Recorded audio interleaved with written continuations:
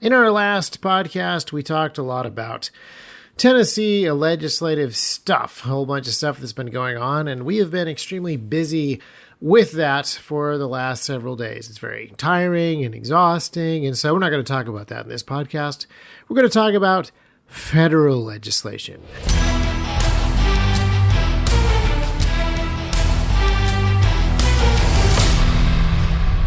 Welcome back to the T-Rex Talk podcast, the official podcast of T-Rex Arms, where we equip serious citizens. And today we're going to be talking about the Restrict Act, which is a federal bill that adds a lot of control to the United States government. It gives them the authority to control a lot of the internet. And we're going to talk about this bill, not so much because of specific legislative action that we want you to take, but just so that you can be better informed about stuff that is going on and make some better decisions, be better equipped for stuff that's going to happen in the future, just being ready for various changes that are happening. And I think that a lot of us probably need to make some changes to the way that we use apps, devices, and the internet, which makes the Restrict Act a great topic because it says that we need more control over our apps, devices, and data on the internet. I believe there's also a very important comprehension conversation to be had. The way that rhetoric works around bills like this is extremely important. So we're going to be talking about false dichotomies, false premises, the presuppositions that people demand that you discuss a particular bill or issue inside of. That's kind of an important topic to get to. But let's talk about the Restrict Act very quickly. This here is one of those bills that has a fancy acronym name. Restrict stands for restricting the emergence of security threats that risk information and communications technology, which is a super dumb thing to call your bill unless you wanted it to spell restrict, which it does, so way to go. And the Restrict Act is very interesting in many different ways. One of the things that's interesting about it is that it doesn't actually add a whole lot of wiretapping or mass surveillance capability to the United States government. And I think that's because the Patriot Act already does this. The Patriot Act already allows for massive amounts of mass surveillance on the American populace and others, but it certainly allows it on the American citizenry. But the Patriot Act has been around for a very long time, over 20 years. And over 20 years, the internet and communications technology has changed quite a bit. So I think that the Restrict Act is basically Patriot Act 2.0, or maybe it is a plug-in for the Patriot Act to basically bring things up to speed and give the government the kind of control that now exists on communications technology. If you go back to the year 2001, when there was the attack on the World Trade Center, Twin Towers, and obviously there were a whole bunch of reactions to that specific event. A whole bunch of different things happened as a result. And one of them was the passage of the Patriot Act so that we could have greater surveillance capability over people who might do that sort of thing. And then there were also some specific crimes that were created and a new class of criminal who was a terrorist who gets a new legal status. There's a lot of stuff in the Patriot Act. But the mass surveillance thing is one of the more important pieces, even though the terrorist category gets used a lot. Occasionally, situations happen, like on January 6th, and people suddenly become terrorists and they have a completely different set of legal rights. So I don't want to sweep that under the rug, but the mass surveillance part of the Patriot Act is the thing that gets used the most often, and it is the thing that I think really needs to get addressed. But as I said, a lot of things have happened since the year 2000. And one of those is that information technology has become a lot more centralized and there's a lot more top-down control. If you think about Windows 10 or Windows 11, I guess we're up to Windows 11 now, Microsoft has a lot more insight into the users of Windows 11 and a lot more control over the Windows 11 operating system than they did Windows 2000. And mobile devices like Android phones and iPhones have a tremendously large top-down control mechanism for each one of those different ecosystems of device. So the ability to control the apps that are on somebody's phone or the data that is on somebody's phone, not just eavesdrop on their transmitted information, but actually control the ones and zeros on their phone, that has increased tremendously. And the government really would like to have more control over those things too. That really is what the Restrict Act appears to be all about. Now, the way that this is being pitched to the American people, since there hasn't been a 9/11 style attack recently, is something much worse. No, not January 6th, but the TikTok app. The Chinese TikTok app represents a tremendously large threat to the American populace, according to a lot of people. And so the Restrict Act, a lot of the talking points around the Restrict Act are specifically focused on TikTok. But interestingly, the Restrict Act doesn't ban TikTok. If the TikTok app itself were such an existential threat to the United States, you'd think that they would mention it. But it doesn't do that. It just gives the United States, specifically the Justice Department, and the Secretary of Commerce, the ability to control all sorts of foreign entities and all sorts of apps, all sorts of information technologies now come under the direct oversight and control of the Commerce Department somehow. This is, after all, the best way to control the TikTok app. And it's really important that we control the TikTok app because it can be used for mass surveillance of American people, which threatens the national security of the United States. So now that you know a little bit about the Restrict Act and what it does and kind of how it does it, actually, to be honest, it doesn't really explain how it's going to do these things. It does give this power to the Secretary of Commerce, but there isn't really an explanation of the mechanisms that will be put into place to do this specific job. And there doesn't appear to be a lot of judicial oversight. There really isn't any transparency on how this is going to work. So it's a kind of a mysterious bill, and it's very broad and it's very vague. So it allows just all kinds of stuff to happen. And that's generally a bad idea. Allowing the United States government or any government to do whatever they want is a really bad idea. And interestingly, the supporters of the Restrict Act agree. And that's why TikTok is bad, and we need the Restrict Act to control TikTok. And this is where our conversation about false dichotomies and false premises begins, because there's a huge amount of furor on the internet as people discuss this issue. There's a bunch of people who like TikTok. Either they enjoy using it to consume media, or they're very successful at producing media on TikTok that has made them successful, famous, wealthy, whatever, and they don't like this idea. And then there's a bunch of people on the other side who would like to get rid of TikTok. I myself, not a fan of TikTok. And we have decided on the internet that there are only two sides to this argument. You must either be pro-TikTok or you must be pro-Restrict Act. There is no other way that you can look at this particular issue. There are no nuances and there are no moral absolutes that you can judge these things. You must choose either one side or the other. You must either be on the side of Senator Mark Warner, who would like the United States government to have almost unlimited power on the internet, or you are a Chinese shill. You support the Communist Party of Red China, and you would like them to have almost total control of the internet. Those are the only two sides. You must pick one and oppose the other. You cannot possibly oppose both.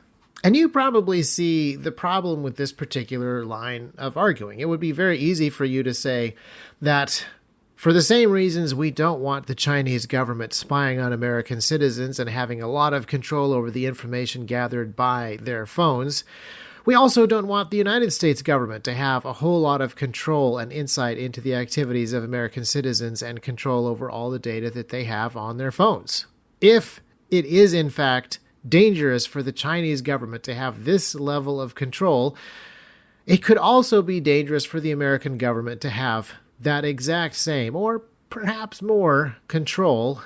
But most internet arguments don't really involve a lot of logical arguments. They generally involve arguing within a very set of parameters. a set of presuppositions that frame the argument, and you are supposed to play inside of those rules and those rules only. This happens a lot, and not just on the internet, but in real life as well. In the 1930s, there was a great argument. I say great because it was large and powerful, not because it was excellent. There was this great argument raging in Europe over National Socialism versus international socialism. The intelligentsia of Europe was very clear that you had to pick one of these two opposing viewpoints. No alternatives could be adopted, because if you were opposed to international socialism in the Soviet Union, then that proved that you were a friend of National Socialism in Italy and Germany. The intelligentsia of Europe were hampered by their great intelligence, and their great learning had kind of driven them mad. And so they were pretty convinced that socialism was the future. And so you had to pick one of these two flavors of socialism in order to be one of the bright young things of Europe. As the intelligentsia of Europe, a lot of people fell into this particular argument. They could see that there were problems with one of the two flavors of socialism, and so obviously they wanted to be opposed to it and on the other side. And a really good example of this would be one family in particular, the Mitford sisters.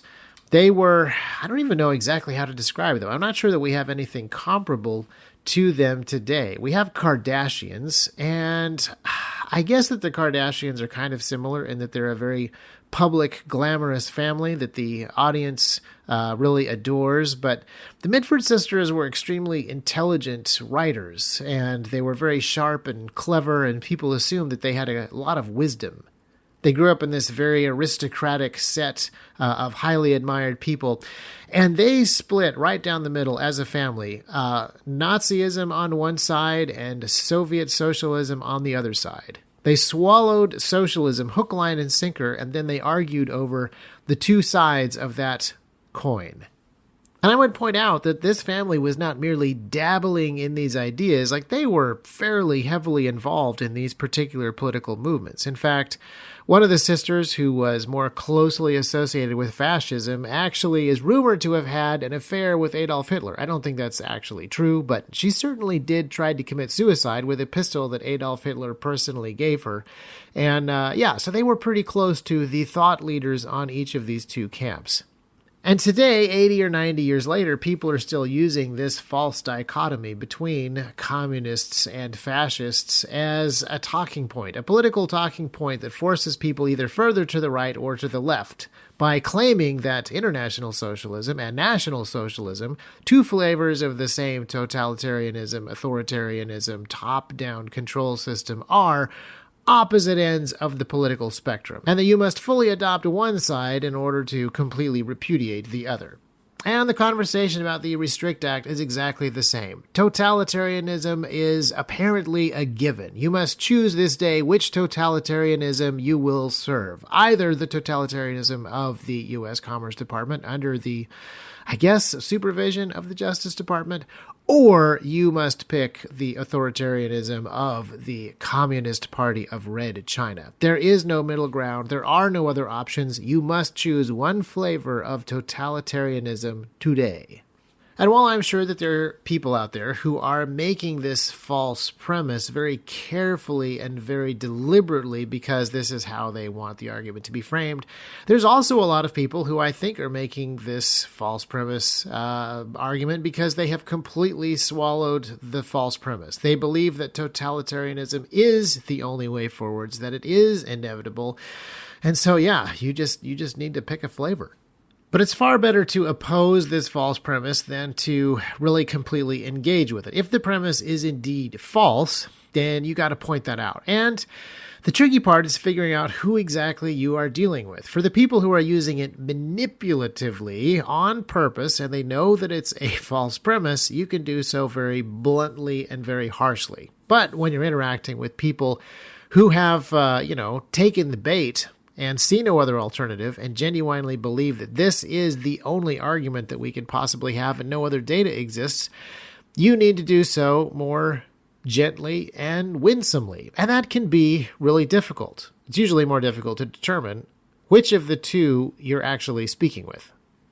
And this is part of the reason that internet arguments are a bad place for this. There's no context, there's no nuance, there's no way to actually figure out the tone of the people you're interacting with.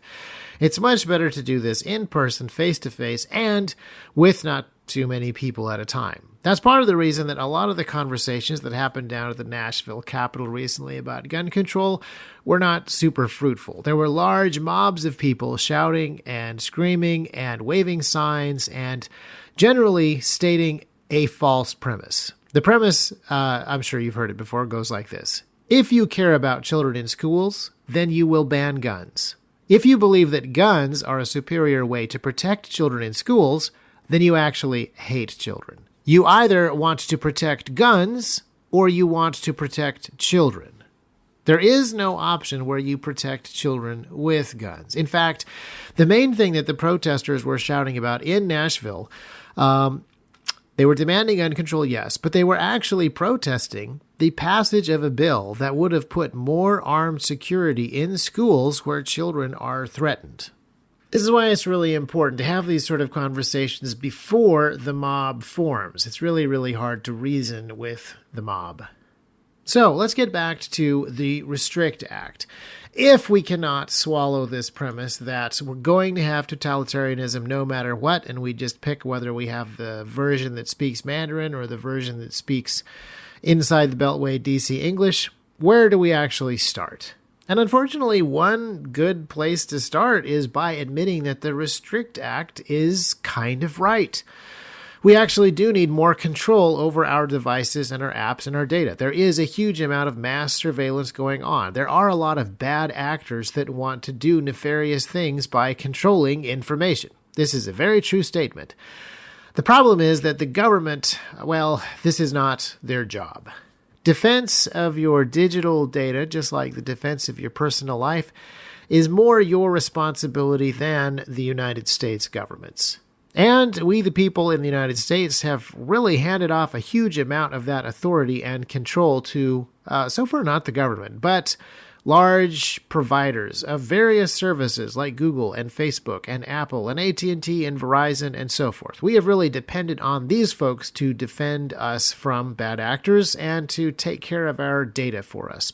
And up until now, they have primarily only been sharing that data with the United States government and the British government and the various other members of the Five Eyes. And we've been basically okay with that level of total spying. But now that the United States government would like a little bit more control, we've decided that we're not okay with Chinese spying. This is the kind of dichotomy that we should be discussing.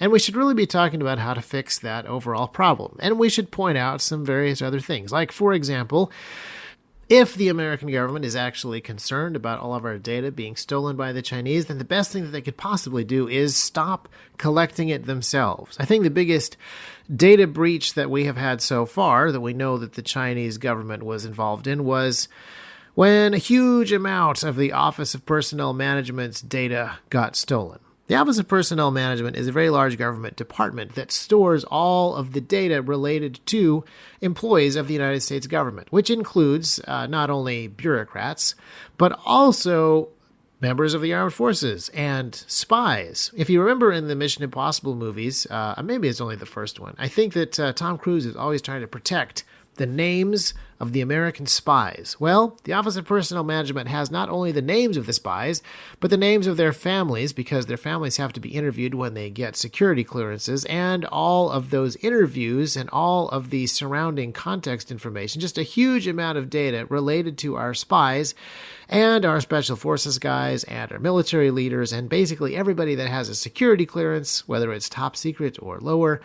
All of that stuff was stolen by the Chinese government sometime in the summer of 2015. This is a perfect example of why the United States government is not the best person to solve this problem, and massive, massive surveillance and top-down control mechanisms that they control are not going to be the best way to protect the American citizenry from other groups that like top-down control and wiretapping.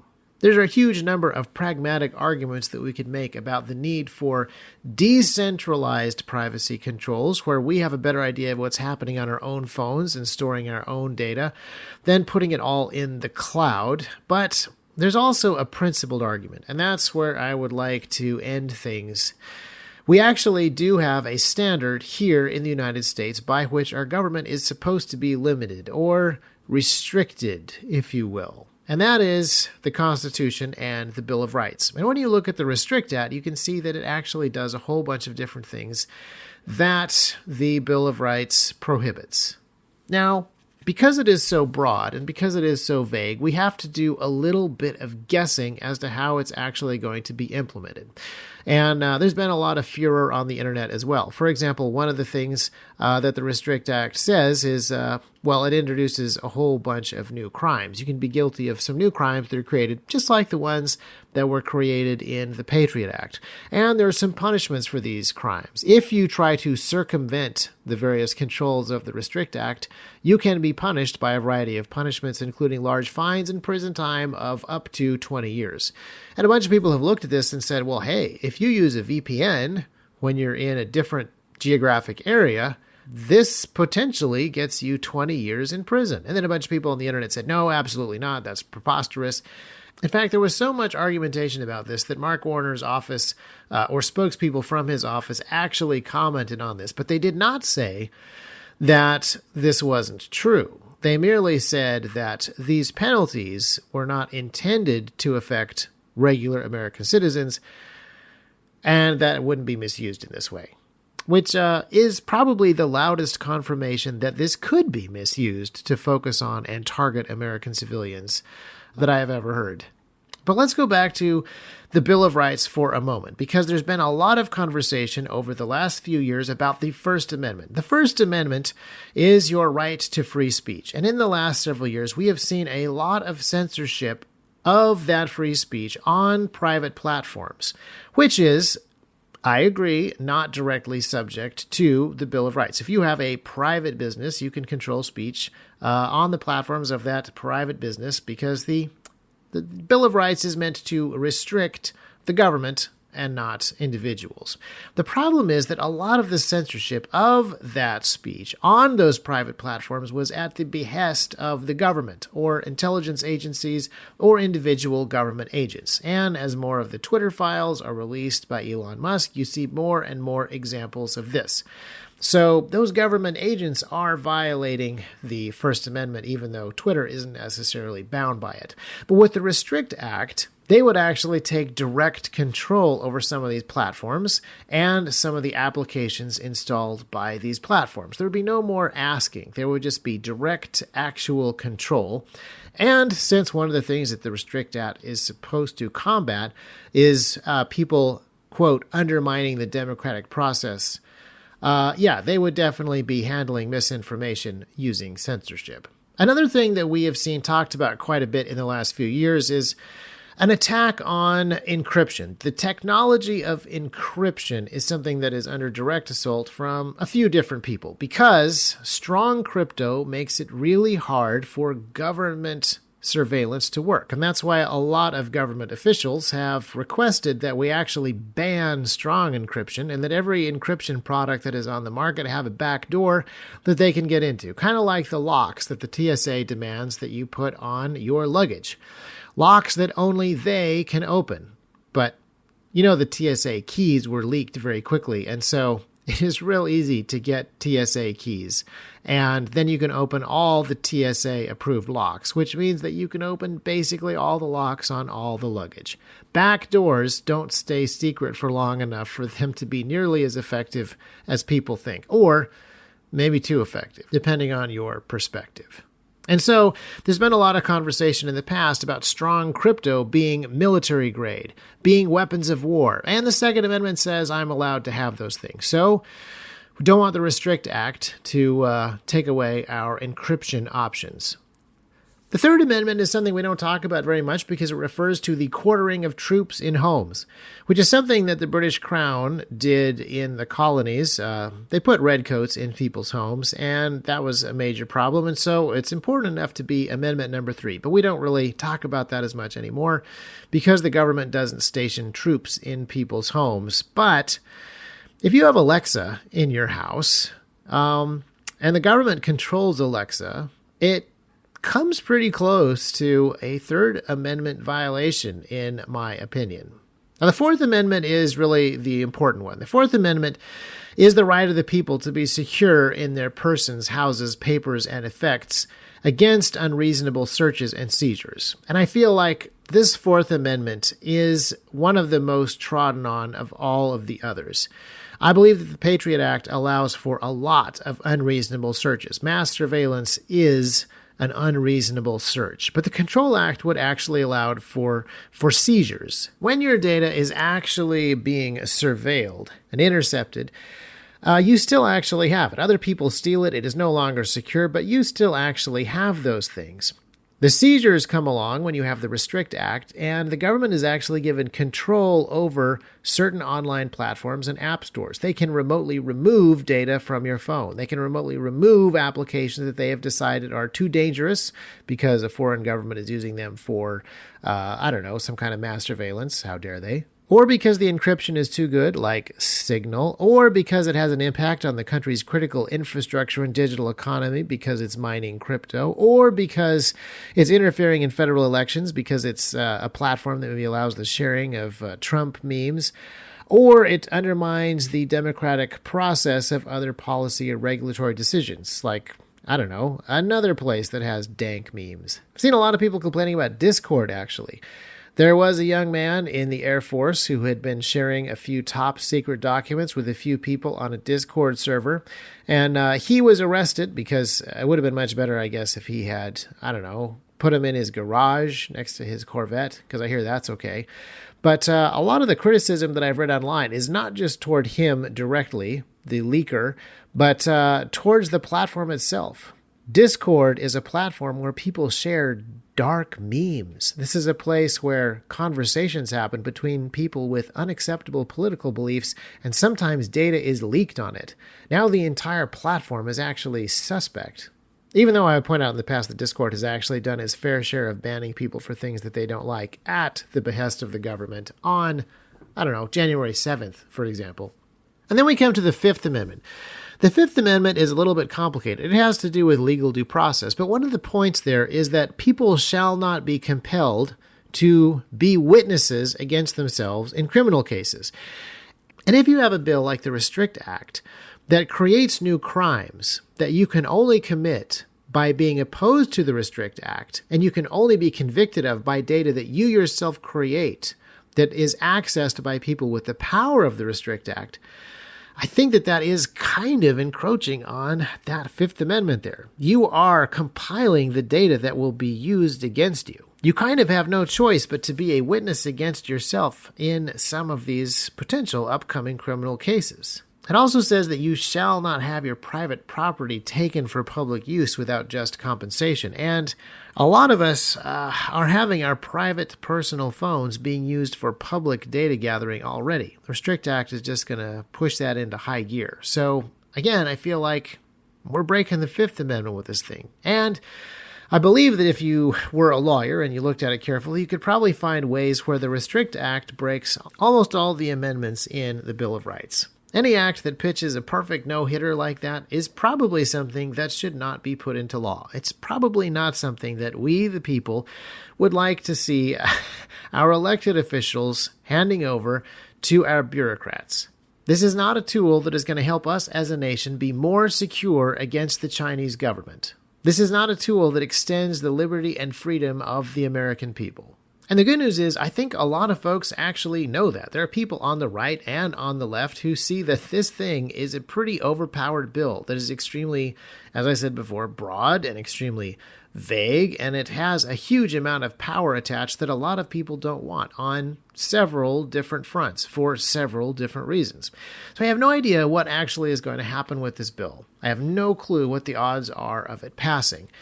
But nevertheless, it's worth talking about because it is something that is being discussed both well and poorly by different people on the internet. And it is worth pointing out that most of the conversation that is being conducted poorly is a conversation around a false dichotomy, a conversation that happens inside of a false premise, a conversation that is limited by presuppositions that just are not true, and revolve around this idea that totalitarianism is inevitable and good, long as you get the right flavor. So, whether you're talking about gun control or information control or any other type of government control, make sure that you're talking about the real key root issues and try to figure out who you're talking to and the best way to have this conversation about the fundamental truths behind the rhetoric.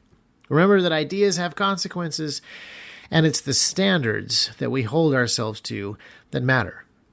Thank you for listening to this T-Rex Talk, the official podcast of T-Rex Arms, where we work towards equipping serious citizens.